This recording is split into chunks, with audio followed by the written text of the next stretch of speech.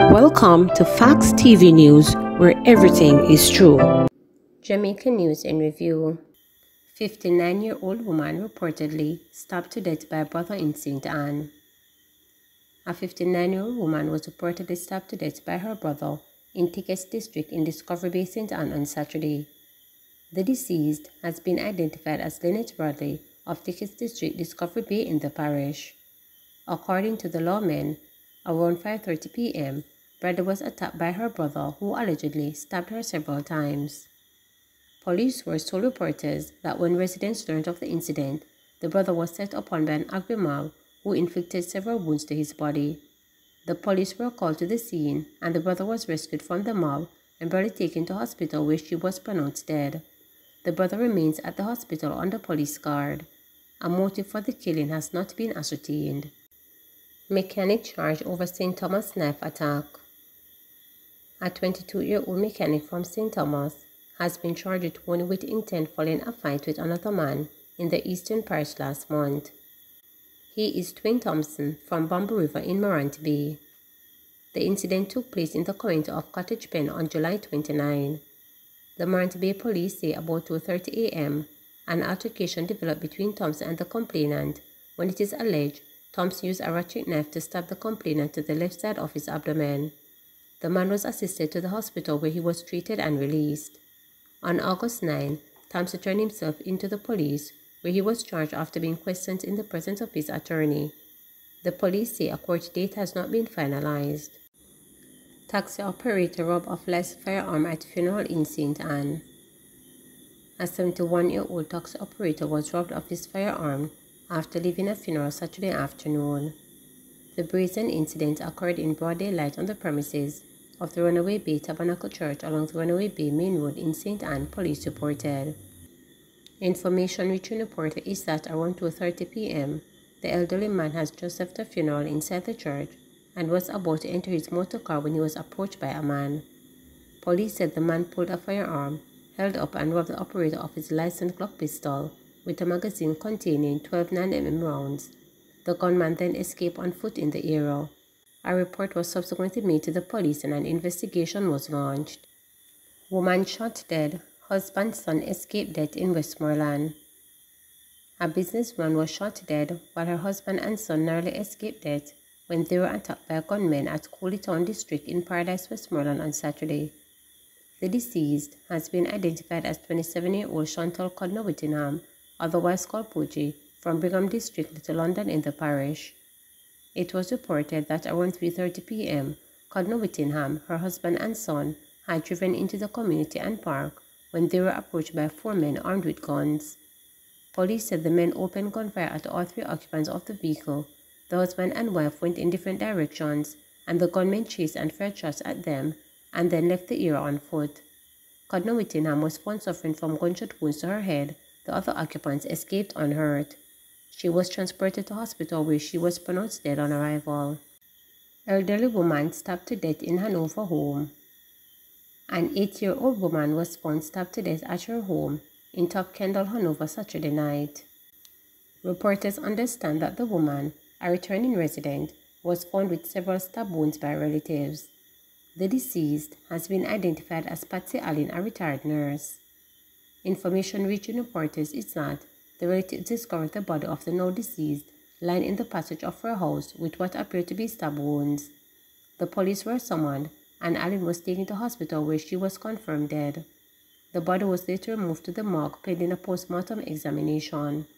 No suspect has been identified in connection with the killing, neither has a motive been established.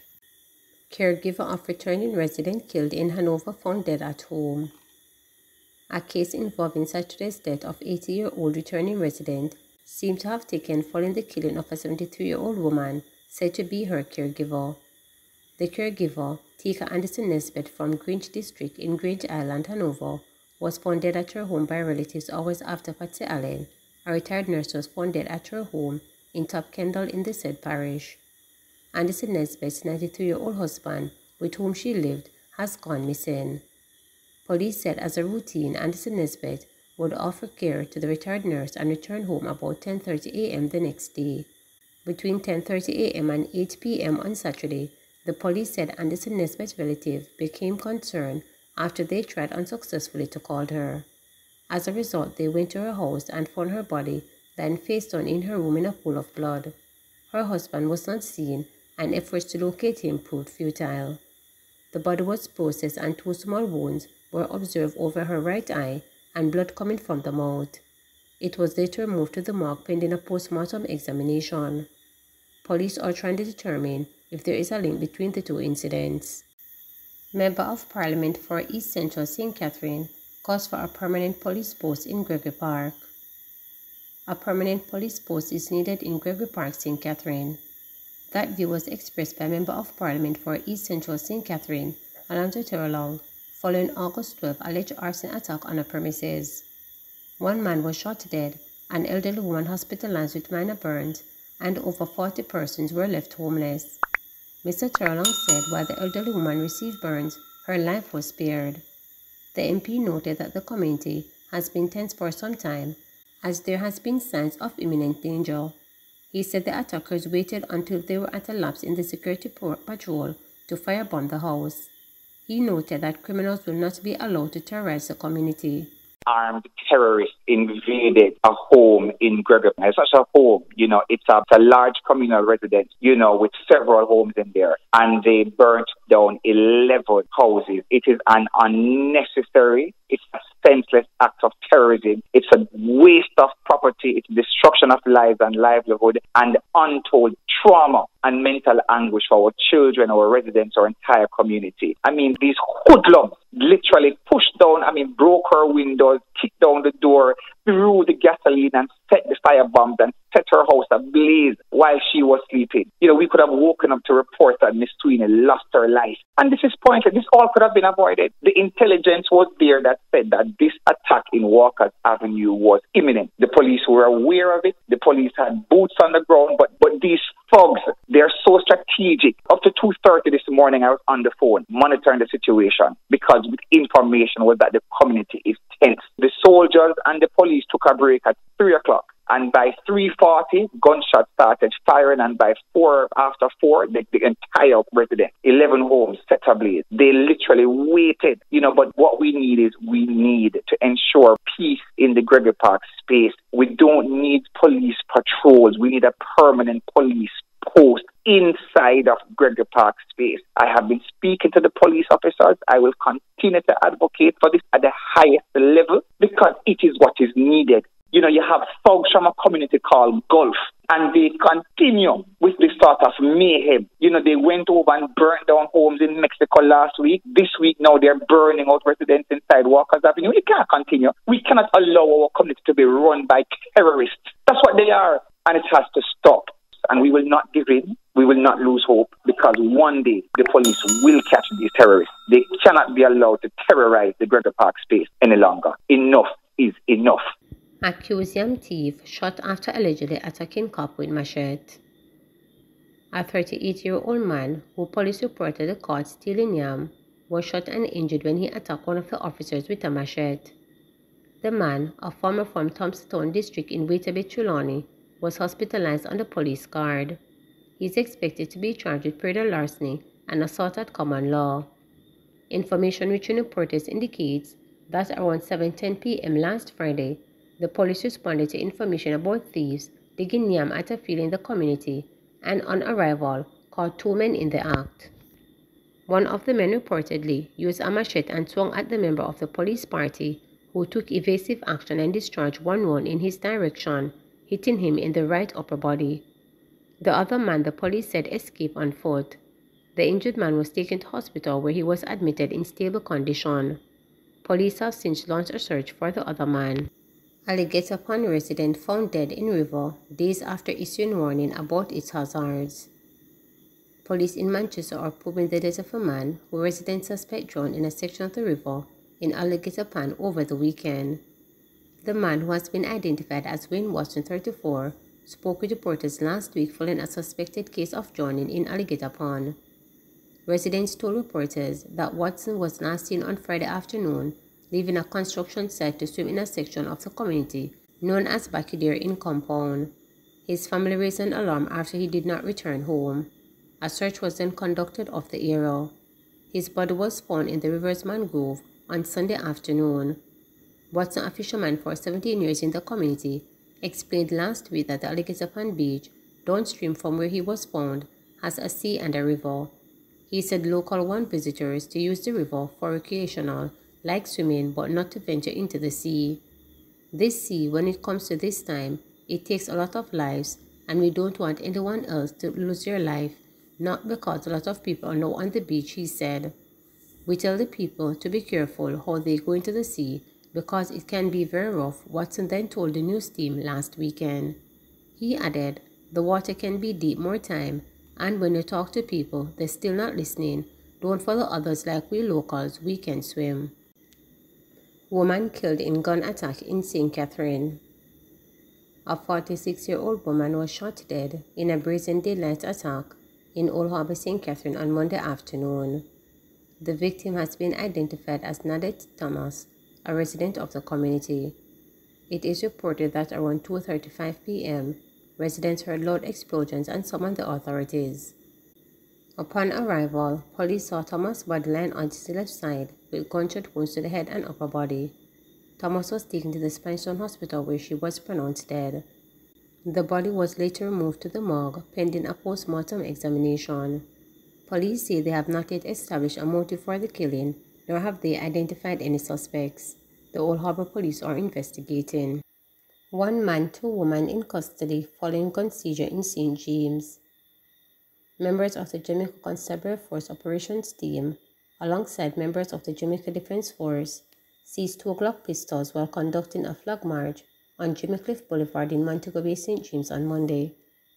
Reports reaching reporters are that during the operation, the police stopped and searched a silver Toyota Premier vehicle. A modified Glock 26 pistol with 9mm rounds and a Glock 27 pistol with 7.4 rounds were found. One man and 2 women were taken into custody following the seizure. Police target scammers' moms. Acting Assistant Commissioner of Police Vernon Ellis is warning that law enforcement will be targeting mothers who knowingly shelter players in illicit lottery scamming. His suggestion that scammers' mothers will face arrest followed last week's seizure of several illegal weapons over a 48-hour period in western Jamaica. Among the firearm laws enforcement in the Area 1 Police Division removed from off the street of western parishes are 4 high-powered rifles, 2 AK-47, 1 M16 rifle, and 1 SLR, all linked to the spiraling crime rate caused by lottery scamming. Lottery scamming money is being used to purchase the guns that are on the streets. They are responsible for the guns coming into the region, and many of the mothers of the perpetrators are registering cars, houses, and other criminal properties in their names. They very well know that all ill-gotten gains. Ellis, who is one of the original members of the Anti-Lottery Scam Task Force, told reporters last week. He declared that the authorities intend to seize these assets and interdict the mothers for concealment of criminal property. The mothers are going to be charged for concealment. Once we can prove it, they are condoning too much, Ellis charged. Noting that scammers and their accomplices have become too comfortable buying houses in communities that are depreciating because of their acts, we also warn that other family members will be arrested and charged if they are found complicit in concealing any ill-gotten assets. These scammers are not envisioning their faces for their victims, and so they are cold-hearted towards them, Ellis stated, pointing out that his wish is to see between 40 and 50 extraditions in the next future as they take scammers and their relatives down. The Anti-Lottery Scam Task Force and all members of the law intended to chase them out of town, he stated.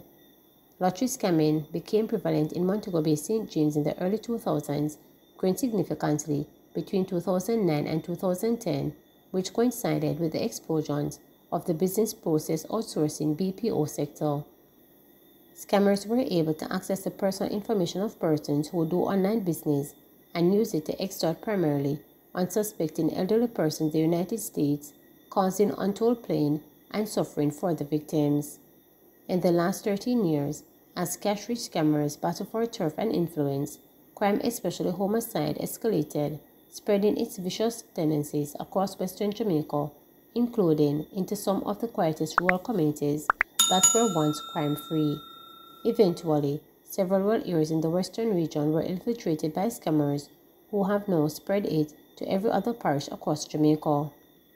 According to a police source, parishes such as St. Anne, Trelawney, Westmoreland, Hanover, St. Elizabeth and Manchester have become problem areas, with several high-end luxurious vehicles seen parked in the yards of young men with no known source of income.